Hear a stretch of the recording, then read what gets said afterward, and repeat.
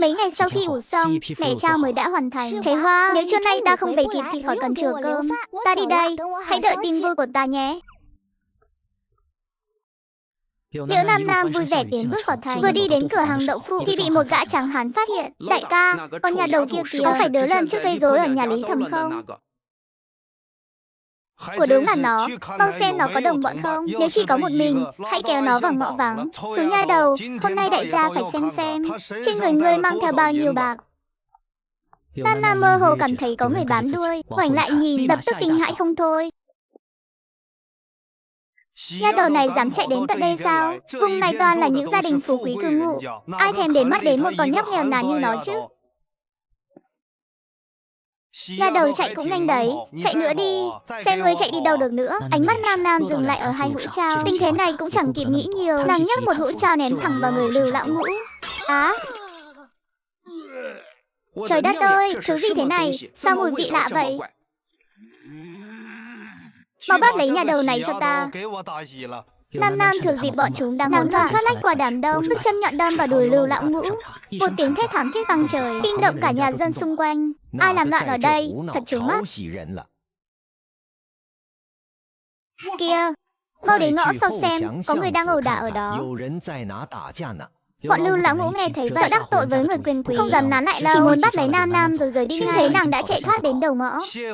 Để mai rồi tính sổ với nhà đầu này. Tiểu cô nương lúc nãy đâu rồi? Mau mời nàng quay lại, nàng chính là Liễu cô nương mà biểu thiếu gia nói sẽ đến giao trao đấy. Nam Nam vừa cắt đuôi được bọn chúng, lại mất đi một hũ trao. Đang lúc uất ức buồn bã, đột nhiên một nhóm hộ vệ lao ra, tung hồ đuổi theo sau gọi lớn. Đợi đã, mau dừng lại, lẽ nào bọn họ đều là đồng bọn của Lưu Lão Ngũ? Nhóm Lưu Lão Ngũ đang lẩn trốn ở một con ngõ xa xa, nhìn đám gia đình đang giáo giết đuổi theo Nam Nam. Nhà đầu này đã đắc tội với bọn họ sao? Biết vậy lúc này ta ra tay bắt nó rồi. Nếu bọn họ không đuổi theo chúng ta thì chúng ta mau rời khỏi đây thôi. Mau đưa ta đến y quán. Không biết nhà đầu đó bôi gì lên châm và chân ta giờ không còn cảm giác nữa. Vừa ra khỏi ngõ đã thấy đám hộ vệ vây quanh đưa Nam Nam trở lại. Sau hàng của nàng còn có người gánh hộ. Hừ, Trương ca ca, chính là bọn họ đều là người xấu, cứ đuổi đánh muội, lại còn muốn cướp trao của muội nữa. Ồ, chẳng phải Lưu Lão Ngũ đây sao? Ngươi chưa lừa lọc, đây dám đụng đến khách quý của Từ Phủ ta à? Huynh đệ đâu? Tổng khứ lũ cặn bã này ra khỏi phố đông cho ta. Người Lưu Lão Ngũ bắt đầu tê cứng, nói không thành tiếng. Hiểu lầm, đều là hiểu lầm thôi. Chúng ta đi ngay, sau này không dám gây sự với nhà đầu nữa. Trương ca ca, giờ bọn họ nói lời ngon ngọt, đợi muội rời khỏi Từ Phủ, bọn họ sẽ đánh muội tiếp. Trương hộ vệ không chút chần chừ đám gia đình cho Lưu Lão Ngũ một trận tơi bời, rồi ném ra khỏi phố đông. Trương hộ vệ nhanh chóng đưa Nam Nam đến nhà bếp. Tiểu tứ đang đợi sẵn ở đó. Cô là Liễu cô nương ở thôn Thanh Ngưu làm trao phải không? Đúng vậy, chính là muội. Muội đã hẹn với Lý công tử rồi. Hôm nay mang 10 cân trao đến đây, làm phiền tiểu ca nhận cho muội. Liễu cô nương chỉ làm có 10 cân thôi sao? Chúng tôi có thể mua thêm một chút không? Từ khi biểu thiếu gia mang trao về, ngay cả phủ từ chủ nhân đến kẻ hạ đều bàn tán xôn xao về hương vị của nó. Thấy chủ nhân dùng bữa ngon lành, chúng tôi cũng rất muốn được nếm thử. Cô nương vẫn còn chứ? Vốn dĩ muội đã chuẩn bị 20 cân, nhưng chư vị cũng thấy rồi đấy, một hũ đã bị tên Lưu Lão Ngũ kia làm vỡ, nên giờ chỉ còn lại 10 cân này thôi. Hi hi, nếu tiểu ca muốn đặt cứ mỗi cân thì trả trước 5 văn tiền đặt cọc, 10 ngày sau muội sẽ giao tận nơi. Tiểu tứ không nói hai lời, lấy ngay 5 văn. Liễu cô nương, cho ta đặt 1 cân. Cả nhóm hậu vệ vừa rồi cũng đưa 5 văn, kẻ 10 văn tìm Nam Nam đặt hàng. Chẳng mấy chốc trước mặt Nam Nam đã chất thành một đống tiền đồng nhỏ. Tiểu cô nương lại đến tìm lê gì chứ? Muội tìm thấy người cần cặp rồi. Nay muội đến để mua đậu phụ đây. Cần bao nhiêu? 1 cân hay 2 cân?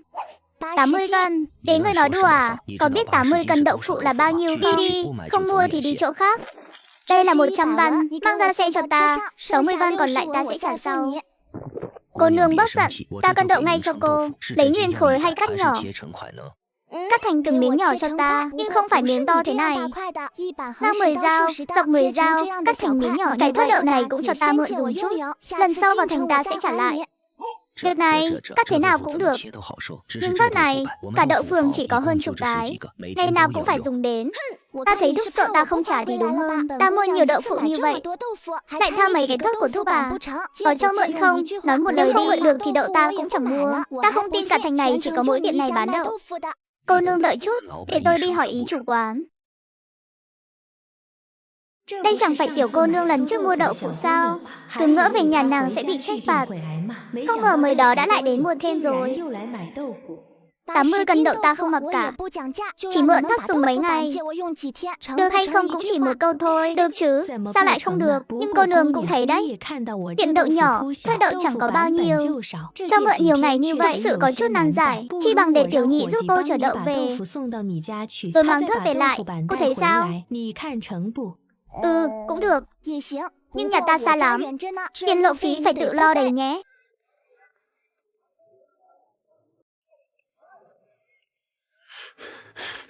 Cũng khá nặng đấy. Cô nương mua nhiều đậu thế này để dùng cho nửa năm sao? Không phải dùng cho nửa năm đâu. Ta định làm món ăn, rồi sau đó mang vào thành để bán. Vậy lúc đó cô mang vào thành thế nào? Trong nhà có trưởng bối đi cùng không? Chao ơi! Đúng rồi, lúc đó mang vào thành kiểu gì nhỉ?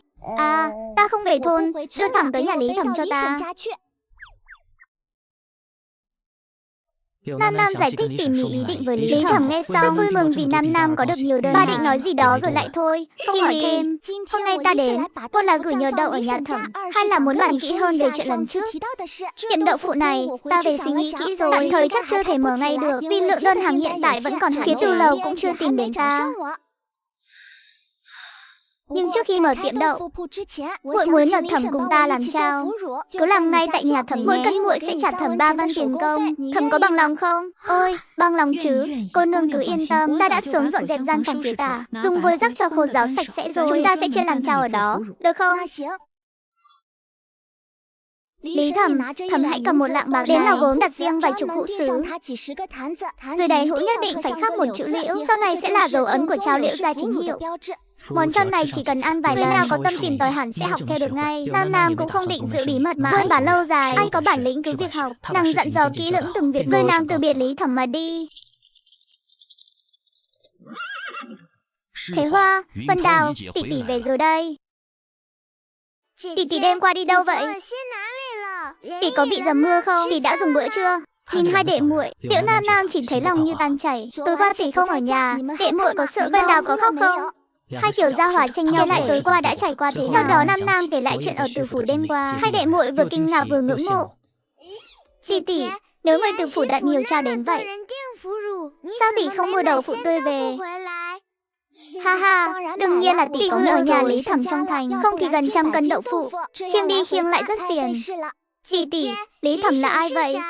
Liễu Nam Nam kể lại quá trình quen biết nhà Lý Thẩm. Nghe xong, hai người đều tò mò về ba đứa trẻ nhà Lý Thẩm. Ha ha, trước Tết tỷ dẫn đệ muội vào thành một chuyến, hay là 5 ngày nữa mẻ đầu kia lên men sông.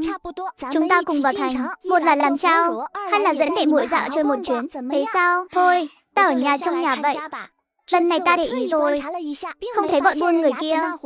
Chắc chúng đã đi rồi. Tỷ đi cùng chúng ta đi mà. Đợi qua năm đã, vận số tỷ vốn chẳng tốt, lỡ gặp chuyện lại liên lụy mọi người. Nếu vận khí không tốt, sao lại gặp được ta? Ha ha ha, hóa ra vận may của ta đều dùng ở đây rồi.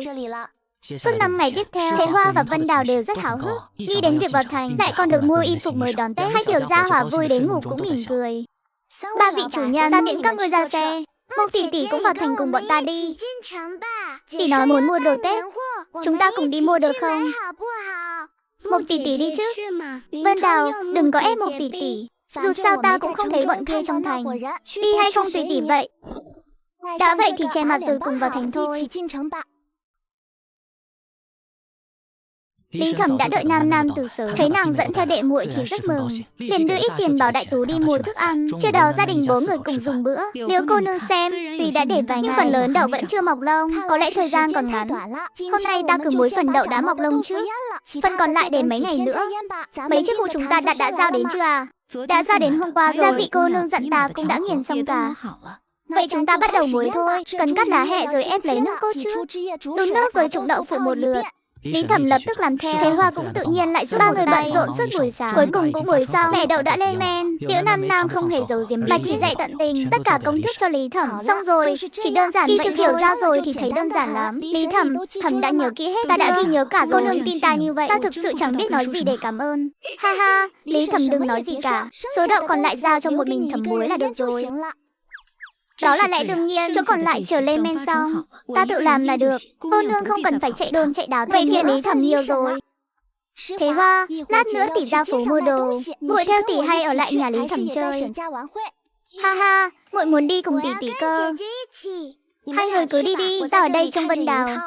Có ta trông là được, các ngươi cứ đi mua thứ cần mua. Mộc Như Yên đeo giỏ tre, cùng Nam Nam dắt Thế Hoa ra phố. Dù đã xế chiều, nhưng cuối tháng chạp người mua sắm Tết xà vẫn vô cùng náo nhiệt. Tỷ tỷ, chúng ta mua gì trước đây?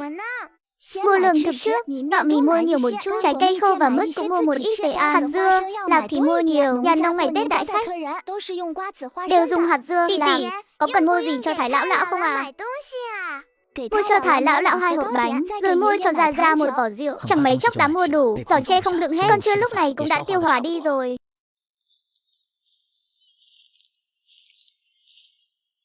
Nam Nam, một mình con vào đó có ổn không? Đã tới đây rồi, Thẩm cùng con vào trong đi mà. Đến ôi, cuối năm mà góa phụ như ta vào cửa thật không hay. Vạn nhất làm gia chủ không vui, ảnh hưởng việc làm ăn thì không tốt. Vậy ta tự mang vào. Thẩm đừng đứng đây đợi, người đặt cháo rất đông. Em là sẽ mất một khoảng thời gian đấy, xong việc con sẽ trực tiếp qua nhà Thẩm. Vậy ta phải nấu cơm trưa trước.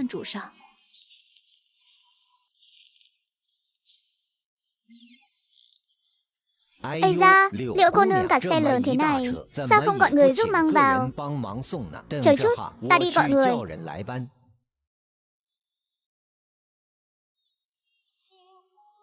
Xem ra người từ phủ quận đúng như Nam Nam nói, không ý tế giết người, như vậy ta cũng yên tâm. Dưới sự giúp đỡ của Trương Hộ Viện, chẳng mấy chốc đã chuyển 50 hũ trao vào bếp. Quản sự cũng lập tức thanh toán đủ số 3 còn lại. Đây là lão phu nhân ban thưởng, cô cứ việc nhận lấy đi. Hi hi, vậy phiền tỷ tỷ thay ta tạ ơn lão phu nhân. Tiếc là lão phu nhân bận dự tiệc bên nhà họ Sử rồi, con nhà đầu này đúng là không có phúc. Lão phu nhân chắc chắn cũng đã sớm quên nó thôi. Đám đại nha hoàn ở nội viện tính tình hơi kiêu kiêu, cô nương đừng để bụng. Sao có thể chứ, chỉ là muội lại nhận tiền thưởng của lão phu nhân nên cảm thấy hơi ngại thôi ạ. Cái đồ mê tiền nhà cô, nhận được tiền thưởng mà cũng biết ngại sao, thật là chuyện hiếm thấy. Huynh cũng đến để ban thưởng cho ta đấy à, nghĩ hay thật đấy. Sao đi đứng mà chẳng mang theo lò sưởi tay thế? Muội đến để giao trao chứ có phải dạo chơi đâu. Lại còn lò sưởi tay, từ đó trông ra sao muội còn chưa thấy bao giờ. Lý Nguyên Tố biểu cô nương trước mặt, đôi tay và tai lạnh căm bất sắc này sinh một nỗi xót xa. Tiền thưởng thì không có, hay là ta thưởng cho cô một chiếc lò sưởi tay nhé. Lý công tử, nếu huynh thực sự muốn thưởng thì hãy thưởng cho muội cuốn binh pháp tôn tử đi. Ha ha ha ha ha. Tiểu nha đầu như cô mà lại muốn xem binh pháp tôn tử, đúng là chuyện nực cười. Cô có biết tôn tử là ai không? Cố nhiên là đi xem hát cũng không thú vị bằng nói chuyện với cô. Chẳng lẽ huynh không có sách sao? Hi hi, cũng phải thôi, kiểu công tử như huynh chắc hẳn chẳng bao giờ xem loại sách đó. Bổn công tử sẽ đưa cô đến thư phòng xem cho biết, sách ta đọc nhiều lắm. Được rồi, muội tin huynh là được chứ gì. Đừng quát to thế, dọa chết người bây giờ. Vậy huynh có thể thưởng cuốn sách đó cho muội không? Mau vào thư phòng lấy binh pháp tôn tử ra đây. Đa tạ Lý công tử, thằng tới giao cho muội sẽ tặng huynh thêm 2 hũ. Đến thôi đừng, đồ của cô ta chẳng dám nhận không đâu, giá đắt lắm. Hi hi hi, chẳng lẽ huynh vẫn nhớ vụ bánh bao đó sao? Chuyện từ bao lâu rồi, mấy chuyện vặt vãnh đó huynh đừng để bụng nữa. Đến hư, lâu rồi sao? Được thôi, đợi khi muội bán cho kiếm đủ tiền, muội sẽ đền cho huynh 300 cái bánh bao nhân thịt. Bổn công tử thèm gì mấy cái bánh bao của ngươi? Không thèm thì tốt, vậy muội khỏi cần trả nữa. Đa tạ công tử, hi hi, khỏi trả, thưởng luôn cho cô đấy. Nhìn thấy nụ cười này của Liễu Nam Nam, Tố cảm thấy lòng mình như có lông vũ lướt qua. Cô định đi bây giờ sao? Phải, cháu cũng đã giao xong rồi, tiền cũng đã nhận đủ, không đi muội sợ không kịp chuyến xe về làng. Vừa hay ta cũng định ra ngoài. Đi thôi. Vui đến thế sao? Dĩ nhiên rồi, có số tiền này, 3 tỷ muội ta có thể đón một cái Tết sung túc. Đúng rồi, người trong xuân thôn của muội đó năm mới thế nào? Nam Nam nên kể cho huynh những chuyện nhỏ nhặt suốt nửa năm qua, dẫu chỉ là những việc vụn vặt thường ngày. Lý Nguyên Tố lại lắng nghe đầy thích thú. Đi ngang qua xa hàng, Nam Nam đem trả xe, thấy Lý Nguyên Tố vẫn đứng đợi trước cửa. Đã đến lúc ta phải ra khỏi thành. Lý công tử, hôm nay thật đa tạ huynh. Lý Nguyên Tố không còn cớ gì để đi, đang chuẩn bị rời đi, bỗng nhiên nảy ra một ý. Ta nghe nói trưởng quỹ của Túy Tiên Lâu muốn tìm muội đặt mua trao, muội có muốn đến đó hỏi thử tốt quá. Nếu trước Tết có thêm đơn hàng này, thì tiền mua hạt giống mùa xuân đã có rồi.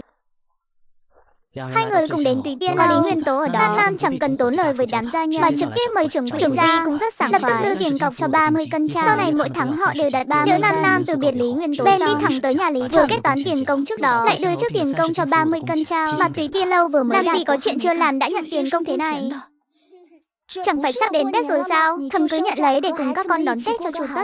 Đừng tiết kiệm quá, có đơn hàng lớn từ Từ Phủ và Tùy Tiên lâu. Sau Tết chúng ta không lo thiếu việc làm đâu. Về đến nhà, Liễu Nam Nam liền báo tin hai đứa nhỏ vui mừng khôn xiết. Từ nay chúng ta ngày nào cũng được ăn ngon rồi. Đây là cuốn Tôn Tử binh pháp tỷ cần. Tỷ cần sách này để làm gì? Phụ thân và đại ca trong nhà đều là quân nhân, chỉ là đến đời tỷ thì gia đạo sa sút. Từ nhỏ tỷ đã tai nghe mắt thấy nên đặc biệt yêu thích binh thư hơn sách khác. Vậy phụ thân của một tỷ là đại tướng quân sao? Sau này tỷ cũng sẽ làm đại tướng quân chứ? Cha ơi, đại tướng quân đâu có dễ làm thế. Tỷ, muội muốn làm tướng quân. Muội khỏe lắm đó. Được. Sau này hai tỷ muội đều là đại tướng quân. Từ khi Nam Nam mang Tôn Tử binh pháp về, Thế Hoa và Mộc Như Yên hoàn toàn say mê, ngày ngày miệt mài nghiên cứu. Ta nói này, các người thật sự muốn tòng quân sao? Hiện nay Đại Chu và các nước biên cương thường có xung đột. Một trận đại chiến, em rằng trong vài năm tới là điều khó tránh. Nếu vậy, chỉ đọc cuốn sách này là chưa đủ. Ta hỏi muội, trong quân ngũ ngoài việc đánh địch thì còn phải làm gì nữa? Tỷ, trên chiến trường ngoài diệt địch chẳng lẽ còn việc gì khác sao? Nếu chỉ muốn làm binh lính thường thì thôi, nhưng muốn làm tướng quân thì việc phải làm rất nhiều. Phân phối lương thảo, quản lý quân nhu, phải gián điệp, viết mật thư, luyện binh bố trận, vân vân, đều là điều một tướng quân giỏi phải biết.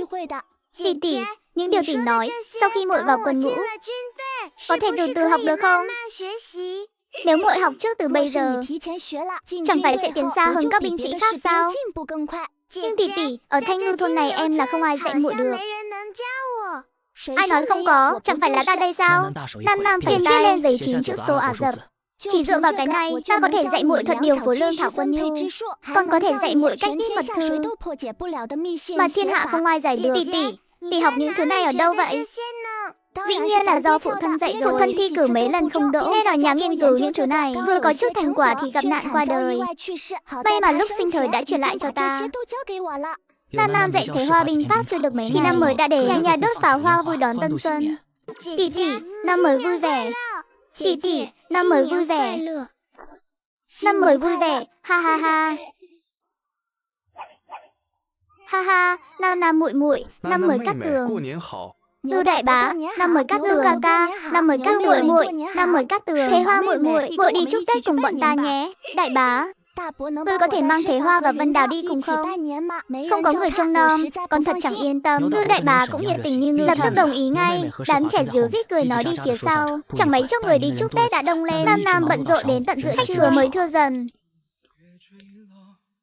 Thế Hoa, sao đệ muội lại ủ rũ thế này? Bọn đệ gặp phải đại bá nương, bà ta mắng chửi, có bị đánh không? Dạ không, bọn muội chạy nhanh lắm, bà ta đuổi không kịp, nhưng mà muội bị ngã một cú, váy áo bẩn, cả Hoa cài đầu cũng rơi xuống rãnh bùn rồi. Không sao, váy bẩn giặt sạch là được. Còn Hoa cài đầu, đợi phiên chợ tới, tỷ sẽ mua cho muội mới cái. Nam Nam an ủi, Thế Hoa lại càng khóc to hơn. Tỷ, chúng ta không có song thân, có phải sẽ trở thành dã hai tử không? Tỷ, dã hai tử là gì à? Đại bá nương nói bọn muội là đồ con hoang, còn nói nương cắm sừng phụ thân nữa. Nhưng chúng ta không phải người như vậy.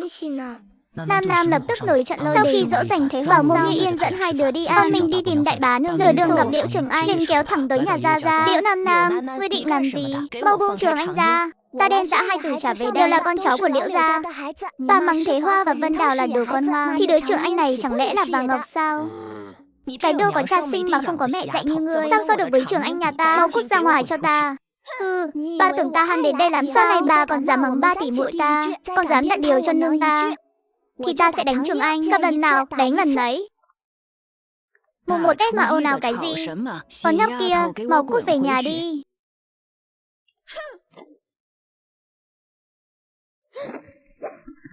Vợ ơi rồi, tôi sắp sinh rồi. Thất cô mau đến đây. Đại Phương sắp sinh rồi, đều tại con nhóc ám quẻ này. Đúng là tai tinh mà, cứ lại gần là chẳng có việc gì tốt. Nếu đứa trẻ trong bụng đại bá nương ngươi có mệnh hệ gì, ta nhất định không tha cho người đâu. Thật vô lý. Liên quan gì tới ta, là bà ta tự mình ngã đấy chứ, khẩu xà tâm độc, có khi là ý trời báo ứng. Đáng đời. Mau về nhà trông chừng Thế Hoa và Văn Đào. Đừng để chúng chạy nhảy lung tung với đám trẻ trong thôn. Con nói trước là bà ta tự ngã. Đừng để lát nữa con đi rồi hai người lại đổ hết tội lên đầu con. Biết rồi, biết rồi. Nam Nam về nhà kể lại mọi chuyện.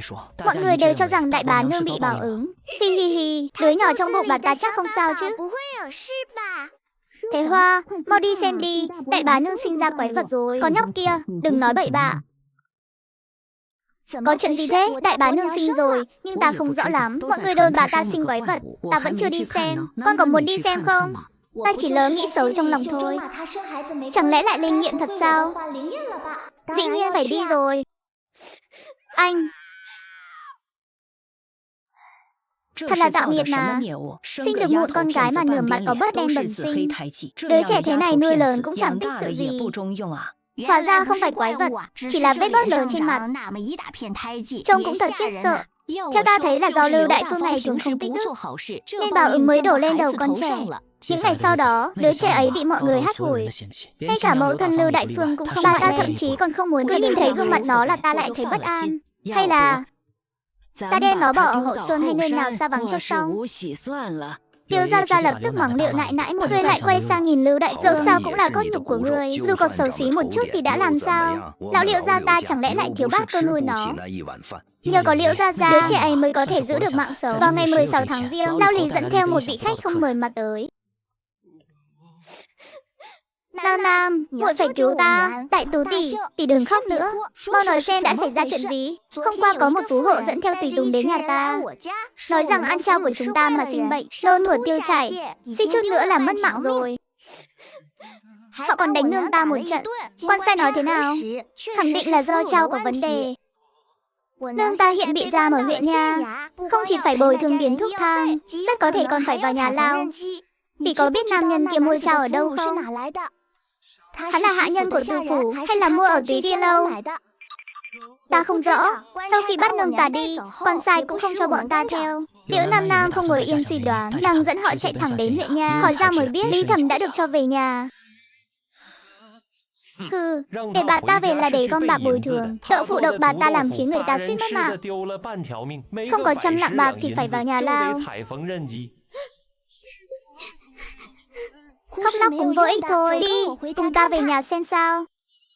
Lý Thẩm thấy Đại Tú và Nam Nam trở về, bà không né nổi đau lòng mà khóc nức nở. Nghe Lan Trao này vốn là sinh kế của ta, lại để Lý Thẩm phải chịu uất ức thế này. Lý Thẩm có biết hũ trao của nam nhân rốt cuộc là từ đâu mà có không? Nói ra cũng lạ, hắn ta chẳng liên quan gì đến Từ phủ. Gia cảnh bần hàn, càng chưa từng bước chân vào Túy Tiên Lâu. Vậy hũ trao đó không phải do chúng ta làm. Ta cũng đã giải thích như vậy, nhưng họ khăng khăng đó là trao nhà họ Liễu. Cả thành này chỉ có mỗi nhà ta làm. Quan sai điều tra xong cũng bảo là trao họ Liễu. Nam Nam mà. Hắn ta mời thầy thuốc, mua thuốc đã tốn hết 40 lượng bạc rồi. Phen này không có 100 lượng bạc, ta không thoát thân rồi. Biết phải làm sao bây giờ? Thẩm đừng sợ, nếu thật sự phải bồi thường, số bạc này con sẽ trả. Nếu họ nhất quyết kiện cáo, thì con sẽ đứng ra gánh vác thay Thẩm. Chẳng thể để Thẩm chịu liên lụy được. Thế sao được chứ? Con vẫn còn là tiểu cô nương, trốn lao ngục ấy chẳng khác nào mất mạng. Ta thì khác, vốn dĩ mạng này cũng chẳng đáng giá gì. Do cái số góa phụ của ta xui xẻo mới rước họa thế này. Nam Nam, con hứa với ta, vạn nhất ta có mệnh hệ gì, xin hãy kêu mang 3 tỷ muội Đại Tú giúp ta. Không đâu, bọn con cần nương cơ, nương đừng đi ngồi tù mà. Nhìn thấy cảnh tượng này, Nam Nam không kìm được mà rơi lệ cảm thương. Tỷ, điều quan trọng nhất lúc này là phải làm rõ hũ trao của kẻ kia mua ở đâu. Trao của chúng ta chưa từng nghe ai ăn vào mà sinh bệnh cả. Quả thật vậy, ta dám cam đoan trao ta làm không có vấn đề. Mỗi hũ Lý Thẩm làm ta đều đã kiểm tra và nếm qua, cùng lắm chỉ hơi mặn và cay thôi. Lý Thẩm, những kẻ đứng trước cửa là quan sai sao? Không phải, là người họ hàng nhà kia, nói là trông chừng sợ ta trốn. Hừ, họ muốn canh thì cứ để họ canh. Lý Thẩm cứ ở trong nhà đừng ra ngoài, chắc cửa lại. Con và Thế Hoa sẽ đi điều tra. Người bên trong là thân nhân của ta, các người muốn canh thì cứ canh, nhưng dám xông vào hành hung, đừng trách ta vô tình. Ha ha ha ha ha. Vô tiểu nha đầu mà khẩu khí lớn thật. Ta lại muốn xem người vô tình thế nào. Thế Hoa, nâng tay với họ một chút.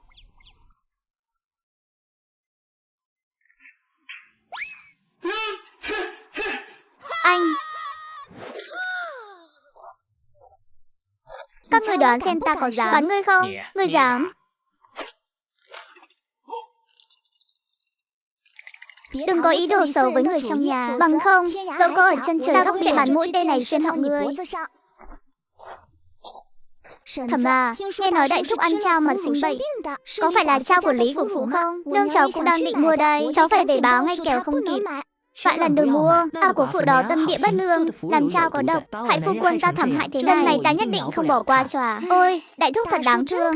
Thúc ấy đến tận nhà Lý Của Phụ mua chao sao? Nương cháu còn đến một chuyến, nhưng A của Phụ kia lại bảo không bán lẻ. Cũng may là bà ta không bán, bằng không nương cháu cũng trúng độc rồi. Không phải mua ở nhà bà ta, nên nhà ta mà dám bén mảng đến cửa thì không cần đến đậu phụ độc, ta cũng đánh chết hắn. Trước mặt con trẻ, đừng nói lời sằng bậy. Ta mua ở ngay đầu ngõ thứ 3 đường Nam Đại. Vậy sao Thẩm biết? Đó là chao của Lý Của Phụ. Tên bán hàng tự nói vậy, bảo là chao chính tông họ Liễu hợp tác với Lý Của Phụ. Nhưng hôm kia ta đến tìm thì hắn đã biệt tâm rồi. Liễu Nam Nam đã hiểu ra ngọn ngành sự việc, bèn đến đầu ngõ thứ 3 đường Nam Đại để thám thính. Ai mua đường hồ lô nào? Đường hồ lô đây. Lý ra, sao người lại sang phố này vậy? Thằng riêng đường Nam Đại rất náo nhiệt. Cháu muốn lấy mấy xiên hồ lô nào? Hi hi, hôm nay cháu có việc chính sự, để dịp khác ạ. Ra, người ở đây mấy ngày qua, có để ý thấy kẻ nào bán chao ở đầu ngõ không? À, kẻ đó ta biết chứ. Mặt chữ Điền, môi rất dày, là người Chu Gia Trang, nhưng 2 hôm nay không thấy hắn tới. Nghe nói quan sai cũng đang lùng hắn, vì chao của hắn làm người ta sinh bệnh. Chẳng phải họ bảo kẻ làm người sinh bệnh là chao Liễu ra sao? Ta cũng lấy làm lạ, rõ ràng là tiểu tử họ Chu kia bán, ai cũng biết rõ. Sao cứ khăng khăng là Liễu gia chứ? Tỷ, muội thấy tốt nhất là nên tìm bằng được tên này ra. Nếu không tìm được hắn, dù lên quan phủ cũng khó dựa oan cho Lý Thẩm. Lý ra, người có thể đưa cháu đến Chu Gia Trang không? Cháu đến Chu Gia Trang làm gì? Đó chẳng phải quê nhà của nãi nãi cháu sao đâu, đến cả nhà ngoại của nãi nãi mà cũng không biết à? Người mặt chữ Điền, môi dày ở Chu Gia Trang. Lý ra có biết là ai không? Hạng người đó thì nhiều lắm. Nhưng nếu bảo kẻ môi dày nhất Chu Gia Trang thì chẳng phải là Chu Trung, Điền nhi thứ 3 của nãi nãi cháu sao? Vậy Lý ra, xin hãy đưa bọn cháu về nhà. Nương tử ngươi lại gào thét cái gì thế? Nghe xem con trẻ khóc thảm thiết chưa? Bà ta lại không chịu cho con bú nữa phải không? Phụ thân, đứa trẻ đó không nuôi nổi đâu. Người đừng. Đại vương mới sinh ra đã định vứt đi rồi, giờ lại bắt ép nuôi dưỡng. Cái thứ rước họa này mà cha còn che chở sao? Anh, đồ vô liêm sỉ, đó là cốt nhục máu mủ của ngươi mà. Chỉ vì trên mặt nó có vết bớt đen mà ngươi nỡ lòng nhìn nó chết sao? Vào ngay, bảo nương tử ngươi cho nó bú, bằng không, cả nhà các người mau cút hết cho ta. Lão Liễu gia không chứa chấp hạng người bất nhân bất nghĩa. Nam tới đấy à? Sao không vào nhà? Đừng thẫn thờ ở đó làm gì? Con tới tìm nãi nãi à? Có chút chuyện muốn hỏi bà. Ngươi thì có việc gì mà tìm ta? Cái đồ ôn thần này, mau cút ngay cho khuất mắt. Có gì thì nói năng cho hẳn hoi. Thằng riêng bà muốn làm loạn sao? Cũng chẳng sao. Dù sao bà mắng nhiếc vài câu con cũng chẳng để tâm. Nhưng có một người, em là thật sự sẽ mất mạng trong tháng riêng này đấy. Ai chứ? Hi, chính là Chu Trung. Ngươi nói sằng bậy gì thế?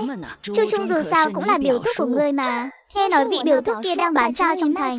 Nãi, bà có biết chuyện này chẳng phải trao là do nhà đầu ngươi làm sao? Sao lại thành Chu Trung đi bán rồi? Hi, chuyện này phải hỏi nãi của con chứ. Chu Trung sao cũng biết làm trao. Hơn nữa trao hắn làm còn khiến người ta sinh bệnh, bị người ta tìm tới cửa. Hắn lại khăng khăng là do trao Liễu gia có vấn đề, khiến cho người hợp tác với con bị bắt. Nãi, bà có nên cho con một lời giải thích không? Ngươi hỏi ta làm sao biết người bán trao kiếm được nhiều tiền như thế? Ngươi không biết giúp đỡ đại bá, nhờ bá giúp một tay, lại đi tìm người ngoài để cùng làm ăn. Ngươi đã để người ngoài bán, thì cho biểu thúc ngươi bán một chút thì có làm sao? Tin tức của bà nhanh thật đấy.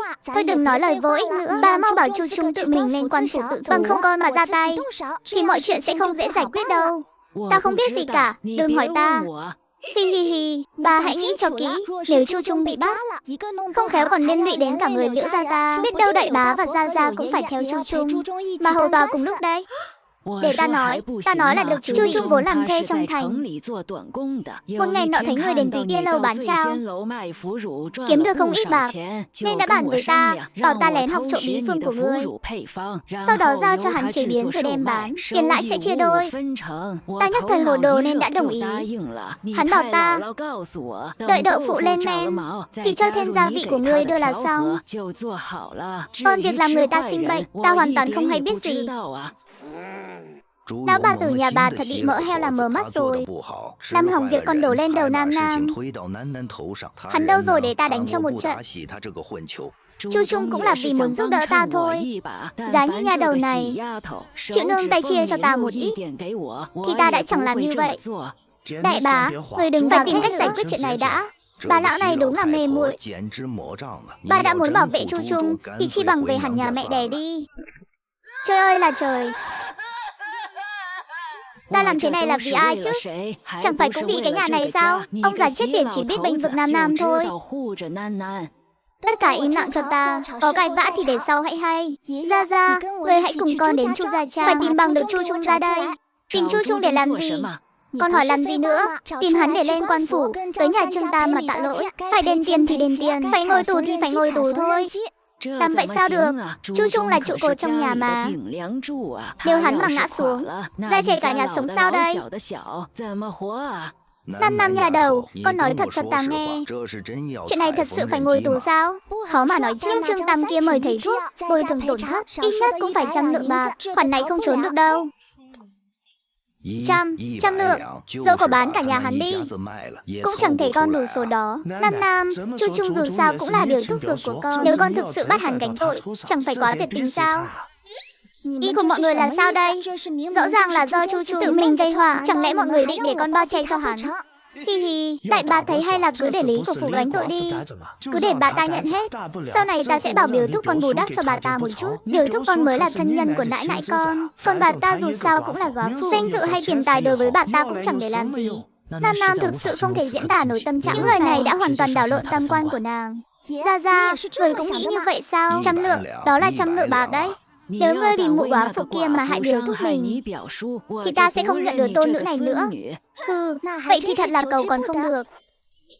Ta phải mau chóng tích bạc để lên thành ngôi nhà thôi. Cái gia đình vô tình này, ta chẳng muốn gặp lại ai nữa cả. Thế Hoa, muội có mệt không? Hay là để tỷ xuống tự đi bộ nhé? Hi hi hi, tỷ, muội không mệt. Chúng ta không đi nhầm đường chứ? Tỷ yên tâm đi, khi nương còn sống, năm nào người cũng dẫn muội tới nhà biểu thúc chúc Tết mà.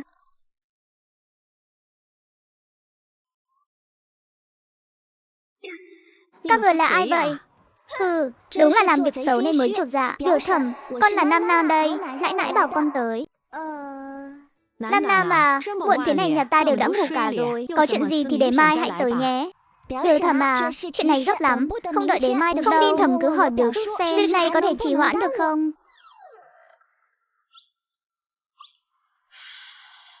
Chỉ có hai người các ngươi thôi sao? Mau vào nhà đi. Mấy hôm trước sao cháu không cùng đại bá đến nhà biểu thúc chúc Tết vậy? Ha ha ha, giờ mới tới thì biểu thúc không có hồng bao cho cháu đâu nhé. Hôm nay cháu tới, chẳng lẽ biểu thúc không biết sao? Cháu nói gì thế? Vì sao cháu tới? Sao ta biết được chứ? Tất nhiên là do nãy nãy bảo cháu tới rồi. Ba nghe nói trong thành có người ăn chào mà sinh bệnh, sợ chuyện này liên lụy đến biểu thúc, nên bảo cháu tới để khớp lời khai với thúc. Nãy nãy cháu đã nói hết với cháu rồi sao? Ôi Nam Nam, cháu đừng trách biểu thúc. Ta cũng chỉ là nhất thời hồ đồ, mới nhờ nãy nãy cháu lấy trộm bí phương của cháu thôi. Biểu thúc, cháu tới là để nói về chuyện trao làm người sinh bệnh đấy. Hi hi, chỉ cần cháu không giận biểu thúc thì mấy chuyện đó đều là chuyện nhỏ thôi. Nhà Trương Tam kia ta đã dặn họ rồi, rằng trao là do Lý của phụ làm. Ta còn tung tin đồn quanh vùng đó, nói rằng ta có quan hệ thân thiết với Lý của phụ, nên bảo ta mới để ta đừng bán trao ngoài phố. Chỉ cần cháu không nói, ta không nói, ai mà biết được chứ? Dính dáng đến một góa phụ mà ông có vẻ vui mừng quá nhỉ? Hay là ông thực sự có tư tình với Lý của phụ? Làm sao có chuyện đó được chứ? Nếu không đổ lên đầu Lý của phụ thì Trương Tam kia sẽ bắt vạ chúng ta mất. Nãy nay cũng thấy biểu thúc làm đúng, chỉ là biểu thúc bán trao trên phố có rất nhiều người.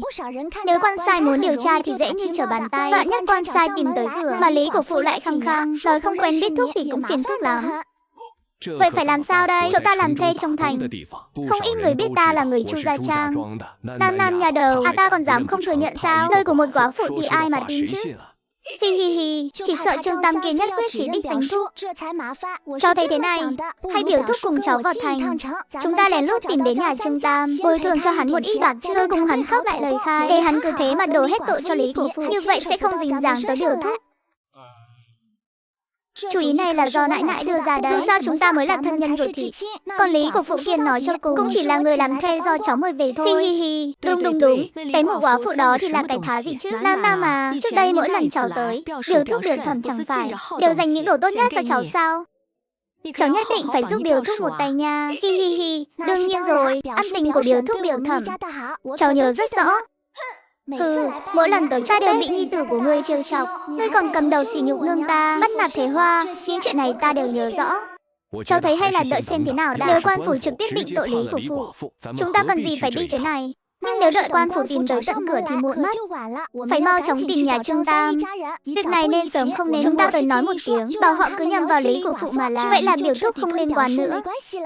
Nam nói có lý lắm, giải quyết sớm cho xong, để lâu trong lòng cũng bất an. Được rồi, vậy ta sẽ đi một chuyến.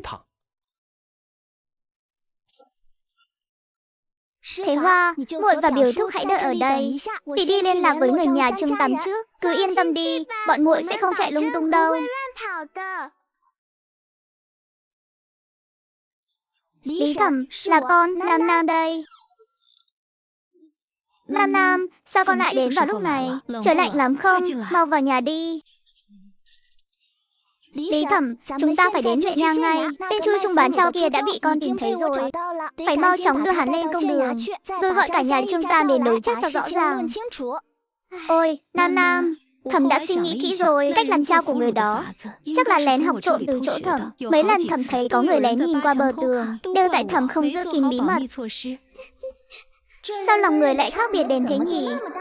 So với mấy người thân của mình, Lý Thẩm thực sự nhân hậu hơn nhiều. Nam cảm thấy rất hổ thẹn, nên đã nói rõ sự thật với Lý Thẩm.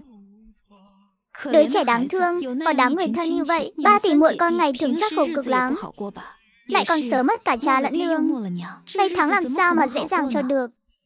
Lý Thẩm không trách con là nãy lại con trộm bí phương, điều thúc con làm cho hỏng hại người ta sinh bệnh, lại còn đổ hết trách nhiệm lên đầu Thẩm. Thẩm không giận con chút nào sao? Dẫu là người thân của con làm thì đã sao? Đâu có liên quan gì đến Nam chứ. Nếu không có con, từ ngày Lưu Lão Ngũ đến, cái nhà này của Thẩm đã tan nát rồi. Đại ân của Nam, Thẩm chưa từng dám quên. Lý Thẩm yên tâm, con nhất định sẽ giúp gia đình Thẩm sung túc hơn. Chúng ta đi thôi.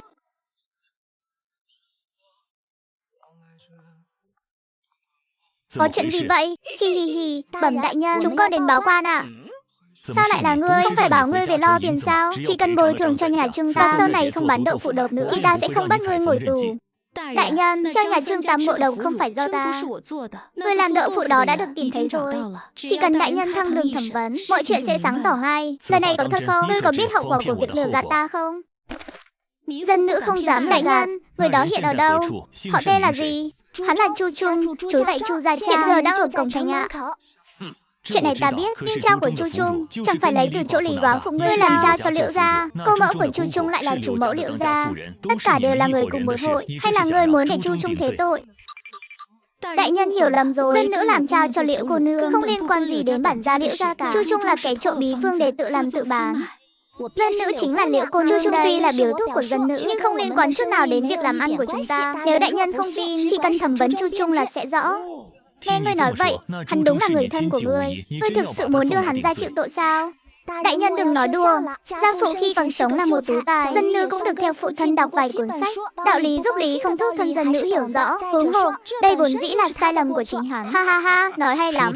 Các ngươi đi dẫn Chu Trung tới đây, ta sẽ cho người mời nhà Trương Tam đến. Lúc đó đối chất một phen là xong. Chuyện nhỏ này không cần huyện Thái gia thăng đường, cứ để ta lo liệu là được. Hi hi, Lý Thẩm lánh mặt đi đã. Đợi họ đến đủ rồi Thẩm hãy ra mặt.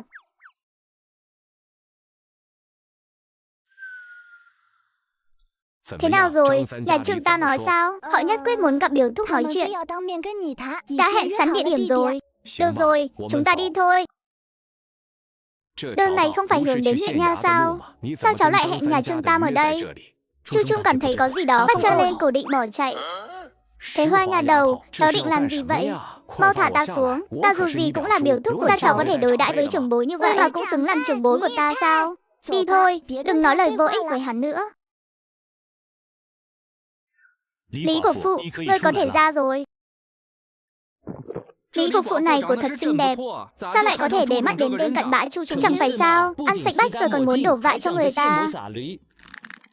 Nam Nam, đừng để tâm đến họ, miệng là của người ta. Họ muốn nói gì thì nói thôi. Tại sao ta không nên làm lớn chuyện? Giờ thì danh dự của Lý Thẩm chắc chắn bị ảnh hưởng. Dù sau này chứng minh Thẩm không liên quan tới Chu Trung, thì miệng đời cũng khó tránh khỏi.